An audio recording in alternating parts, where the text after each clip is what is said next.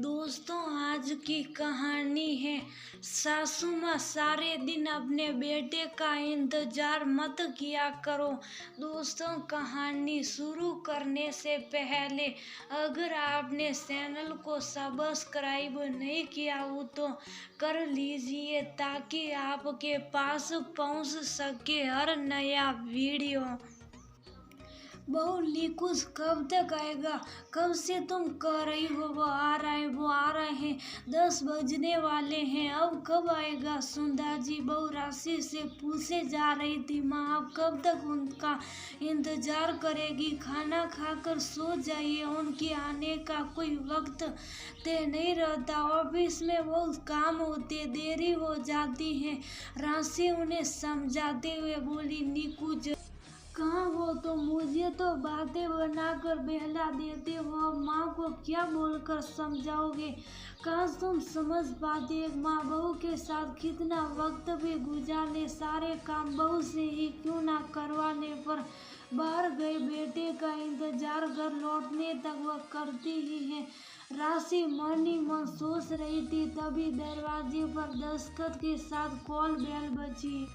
लीजिए आ गया आपका बेटा, कहते हुए राशि दरवाजे की ओर बढ़ी। पति के हाथ से बैग हेलमेट लेकर साइड में रखे टेबल पर रखते हुए बोली, जूते खोलकर जाओ, माँ से मिल लो, तुम्हारे इंतजार में अब तक उन्होंने खाना भी नहीं खाया है। निकुंज जल्दी से माँ के कमरे में गया। वो बेटे का ही बाट जो रही थी। आ गया मेरा लाल, तू तो बोलता था 8 बजे तक घर आ जाता, पर देख 11 बज गए। सुंदर जी ने बेटे के बालों पर हाथ फेरते हुए कहा, माँ लेट हो गया, कल जल्दी आ जाऊंगा, चलो खाना खा लो।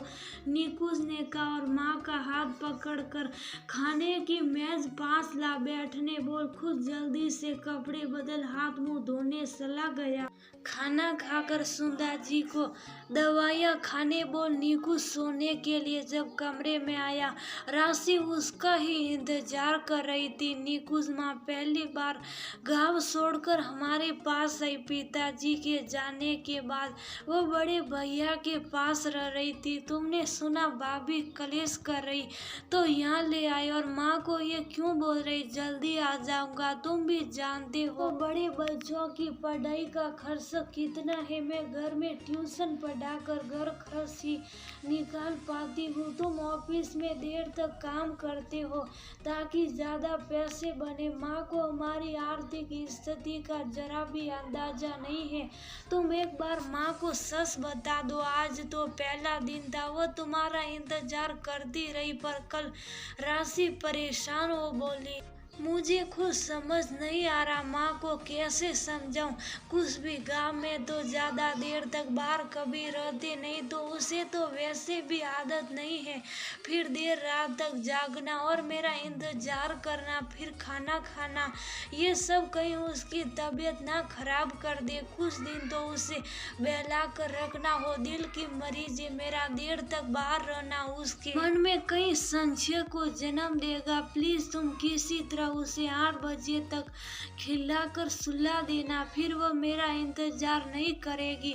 निकुंज राशि की और उम्मीद की नजर से देखा। आज भी बहुत समझाया था मैंने, पर वो मान ही नहीं रही थी। चलो अब सो जाओ, फिर कल जल्दी उठकर काम पर भी जाना है तुम्हें। राशि कमरे की बत्ती बुझा सोने की कोशिश करने लगी। राशि कब हमारी जिंदगी फिर पटरी पर आएगी?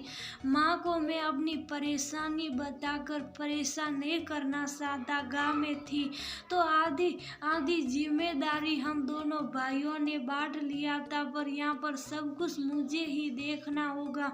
अब तो और ज्यादा पैसे की जरूरत पड़ेगी, तो काम भी ज्यादा करना पड़ेगा। निकुंज लंबी सांस लेते हुए बोला। 2-3 दिन बहाने बनाकर राशि सुंदर जी को समझाने की कोशिश करने लगी, जिससे सुंदर जी को लगने लगा बेटा मुझे प्यार नहीं करता, मुझे मजबूरी में यहाँ लेकर आ गया, उसके पास मेरे लिए समय ही नहीं है। सुंदर जी खाना खा तो लेती पर उनका ध्यान बेटे के आने की आड़ पर लगा रहता। निकुंज भी आकर एक बार माँ को देखने जरूर आता। सुंदर जी बेटे की आड़ अपने दरवाजे पर पाकर संतुष्ट हो जाती। बेटा सही सलामत घर आ गया है।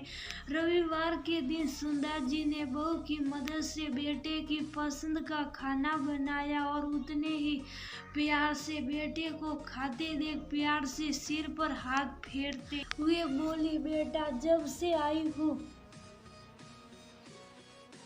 तब से देख रही हूँ तू बहुत परेशान है, कुछ बात तो है, बोल बेटा। माँ काश मैं तुम्हें बता पाता। मन ही मन निकुंज ने कहा, बेटा काश तुम समझ पाते तेरी माँ तेरे बिना कहे भी तेरी परेशानी समझ रही है। हर दिन तेरा थका हुआ चेहरा बिना देखे महसूस कर पाती हूँ। बहू को घर के सारे काम खुद करना, फिर ट्यूशन पढ़ाना, बच्चों के लिए दिन भर परेशान रहना,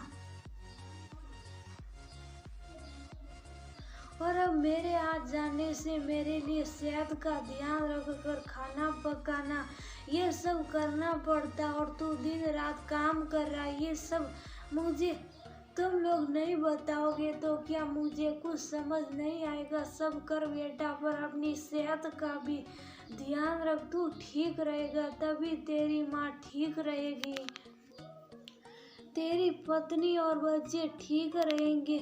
सुंदर जी ने बेटे को प्यार से समझाते हुए कहा, मैं कह रही थी ना, वो माँ है, उन्हें सब समझ आ जाएगा। देखो बिना कहे बेटे की परेशानी समझ गई।